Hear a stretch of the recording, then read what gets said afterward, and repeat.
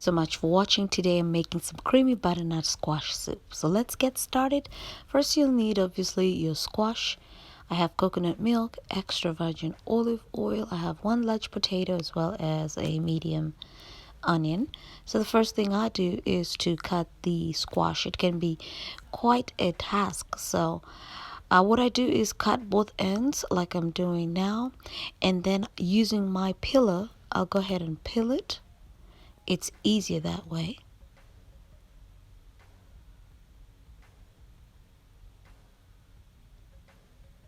So once that's done, I divide the squash into two.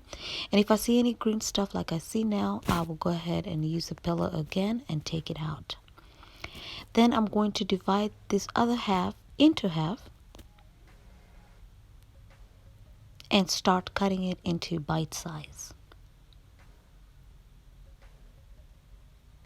Now there's a part of the squash that has some seeds in it, so just go ahead and scoop that out and make sure that you give it a quick wash once you are done.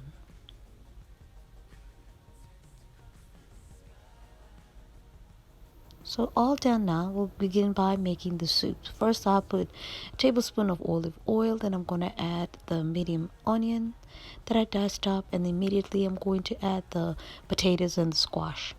And then I'll just give it a quick stir before I add my seasoning.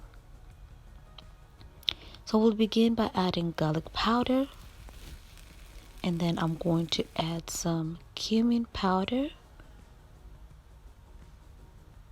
and next is ginger powder, followed by salt.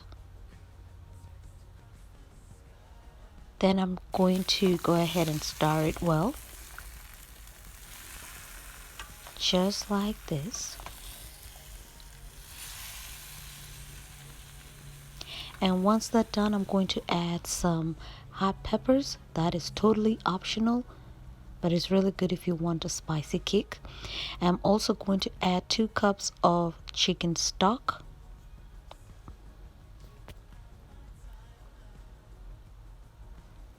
and followed by coconut milk. And that's it. I'm going to give it a quick stir, then I'll put my lid on and let it cook until everything in there is nice and tender.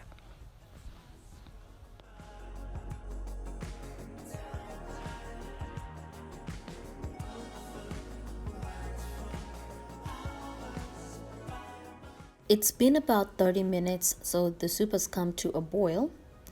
Now I'm going to use a fork and try to see if the potatoes and the squash is done. Now if it breaks apart easily, then you know you're done. For the blending part, I either use an immersion blender to puree the soup until smooth. And if you don't have an immersion handheld blender, don't worry about that. You can use a traditional blender to puree it there. Now you'll just have to transfer the soup to the blender, and then you might have to do it in batches, but in essence, just be careful. You'll be handling hot liquid. Now the soup is done. I'm going to give you a final taste. The smell is wonderful. Ooh, I wish you can smell that. Ooh, and it's really good. Now thank you so much for watching. I'll see you in the next video. God bless you all. Bye-bye.